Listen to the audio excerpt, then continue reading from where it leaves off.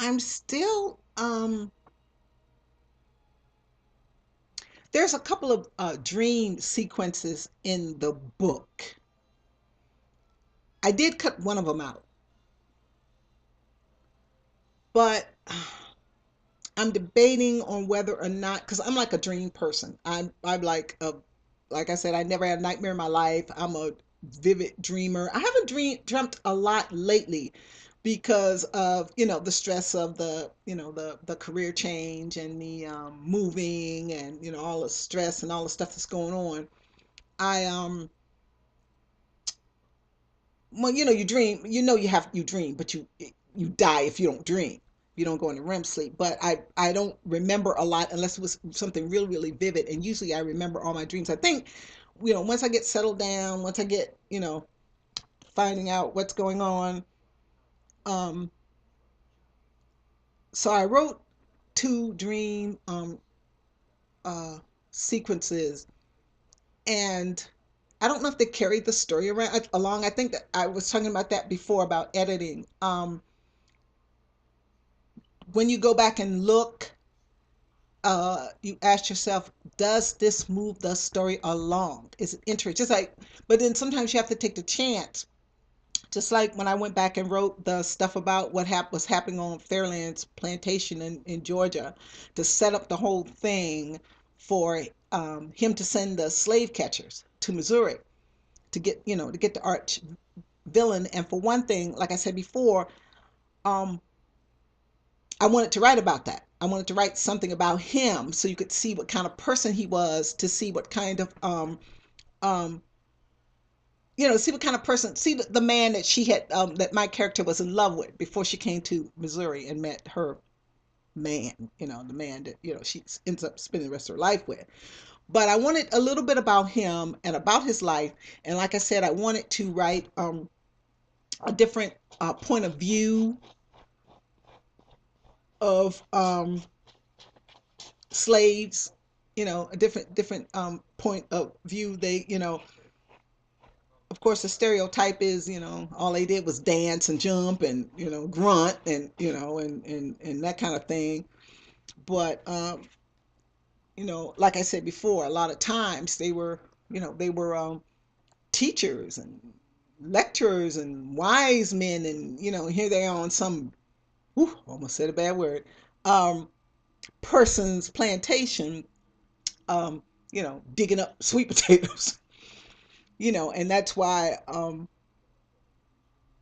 when a lot of black people, I would love to, I can we okay, I can go back. My mother's grandfather and my dad's grand great no, my dad's grandmother. Yeah, I know who they are. So from my grandson and my granddaughter, to uh my great grandmother is six generations, and I think that's cool. You know, and when my grandson was born, when I went to Japan the first time, when my grandson was born, I went over, and when I went to see my daughter-in-law in the hospital, because I had never met her, and I went to the hospital, I took a picture of my great grandmother, so she could see, and then I took a picture of my son when he was a baby.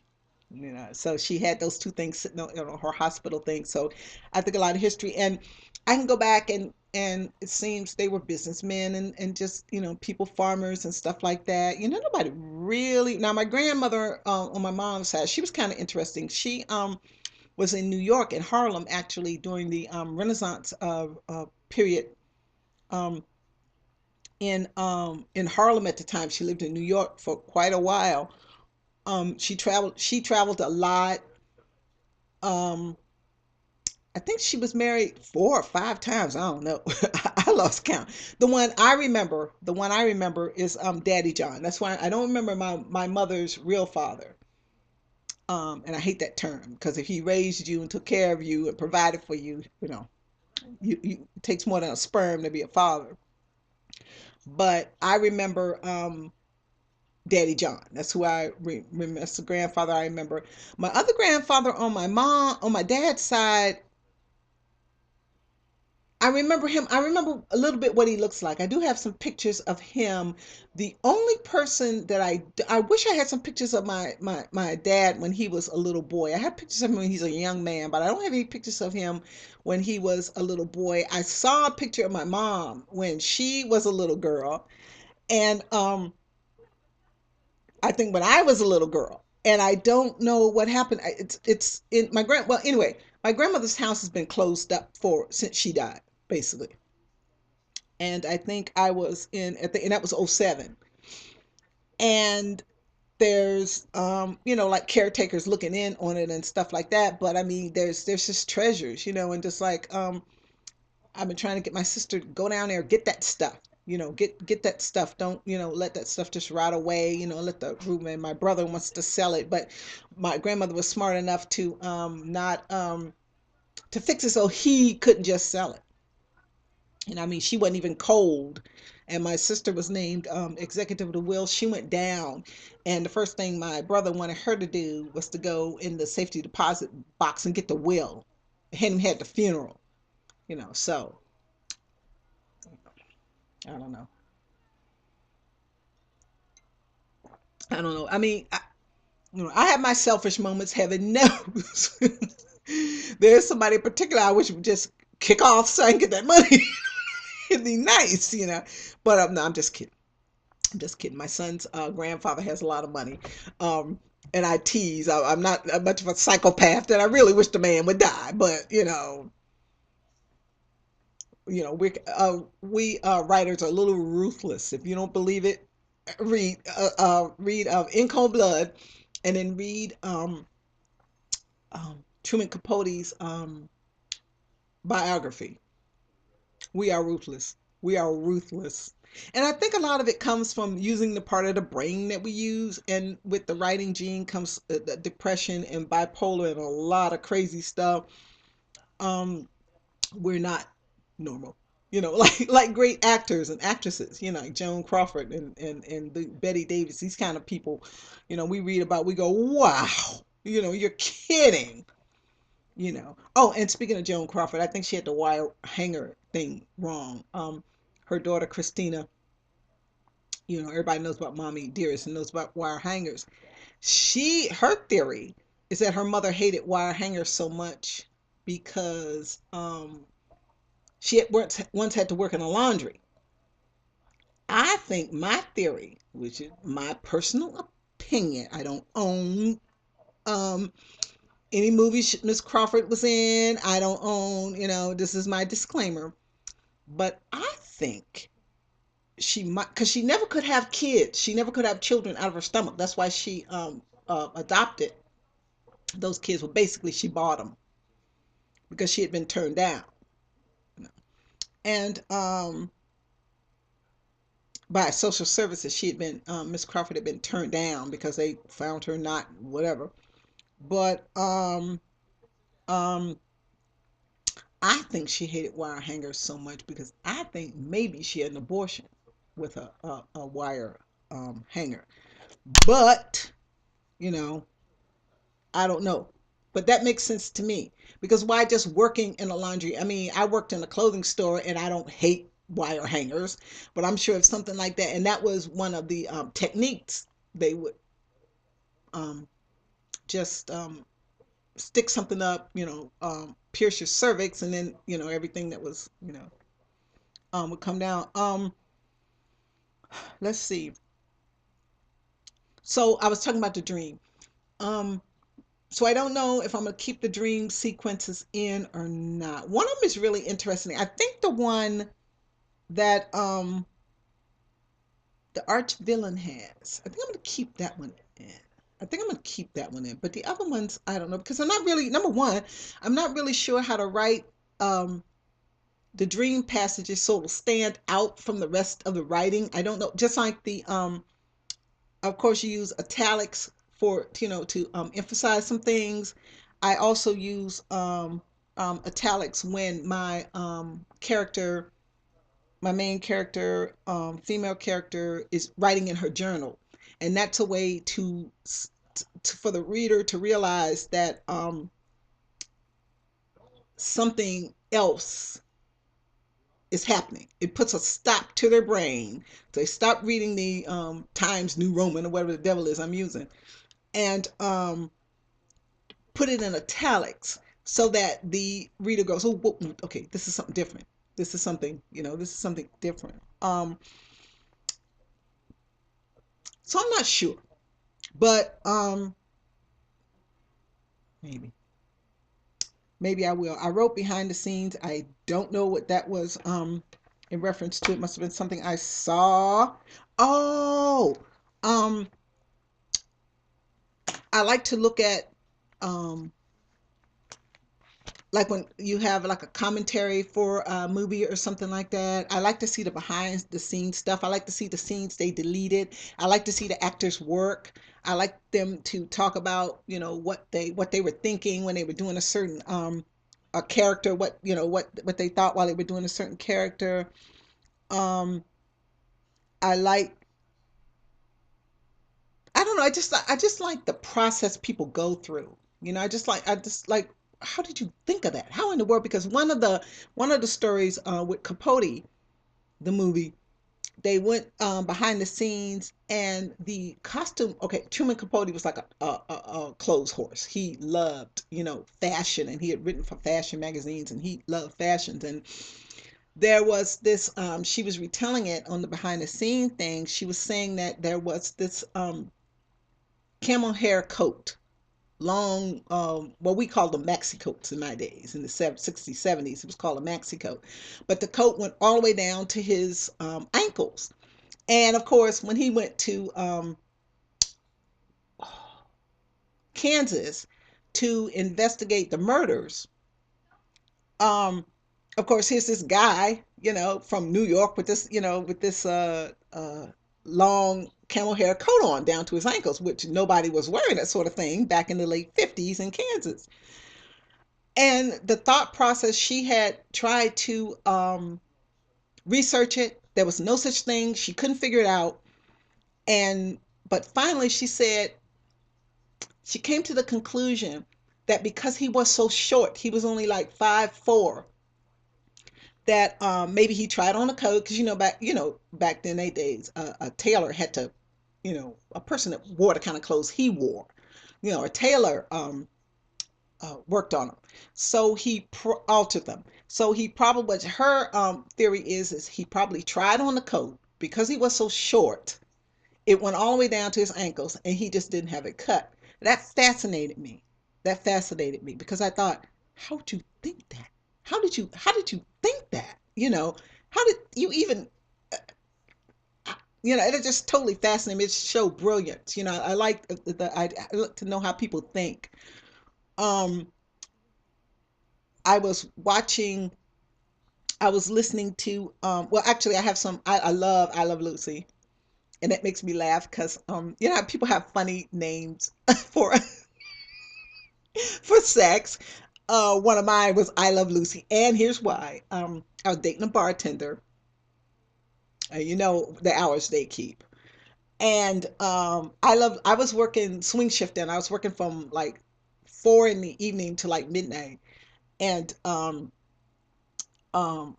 he would come home 3 or 4 o'clock, and be wide awake. So he'd call me, and I'd go to his house, booty call, or he'd come over, booty call, and it would be like 9, 10 o'clock in the morning because he just woken up from going to bed like at 4 or 5 or 6, if he had ever gone to sleep. And I was up, because I'd already taken my son to school and was just, enjoying my day, getting ready to chill until it's time to go to work. And I Love Lucy would be on. So that's why, hey, you want to I Love Lucy? Yeah. So that. But I was looking at it because on Sunday morning I either do a movie, um or well, usually sometimes I read. It's according to what's going on. I haven't been able to concentrate a lot on reading lately because unless when I'm commuting or something, I have my Kindle with me. But I did have the habit of reading for 4 hours every Sunday morning, or I watch. a whole series or something. My sister gave me this um disc of mysteries. So I watched the whole thing Sunday morning, something like that, just to relax, just to do something. And I have these all these different episodes of I Love Lucy, and how they came about making this the sitcom was that she wanted her husband close to her. She wanted her husband, close to her, because he would go on tour with his band, and was getting in some trouble out there. But he was a Cuban man, and he had the attitude that, what, these are just whores I'm messing with. You're my wife. And of course, she's from upstate New York and didn't, and it's funny how you think people just clowns, but she was really, Lucille Ball was a really deep person. And what she ended up doing was uh getting CBS to, well, first CBS said, well, nobody's going to believe you two are married. Now you guys got to remember, this is 1951. He's Cuban, you know. So the first thing was, well, nobody's going to believe you two are married. Duh, they were married in real life. And so what they did was they brainstormed and decided that that they would make a sitcom so he could be home, with her, when be wandering around that band and doing heaven only knows what. And they couldn't figure out a premise. They couldn't figure out a premise, so they decided upon him being like a middle class, just working band leader. We think in terms of people who are in show business being really wealthy. I've been in plays and stuff, and I don't money. And there's a lot of good actors and actresses out there that are just, I have some, you hear me talk about my kids that are rappers and stuff. They're making a living, but they're not making millions, but they're doing what they love. And just like me, writing that book was a labor of love. I wasn't, my son was, helping me out with money, but there are a lot of talented people who can do some marvelous things that aren't in the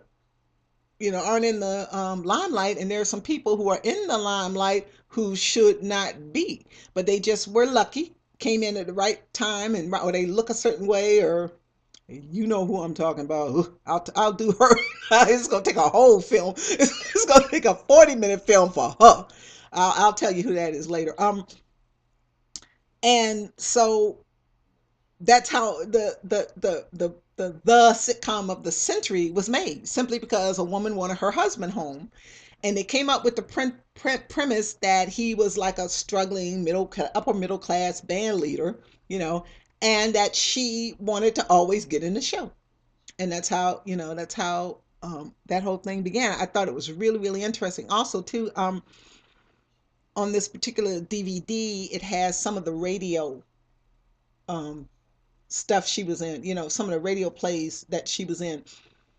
And I really wish they had radio shows like that again, because most of the time, just like now, that TV's on. I'm not looking at it. If I'm playing a DVD or something on the computer, I'm not looking at it. If I have YouTube on, I'm not looking at it. I'm working. I'm writing.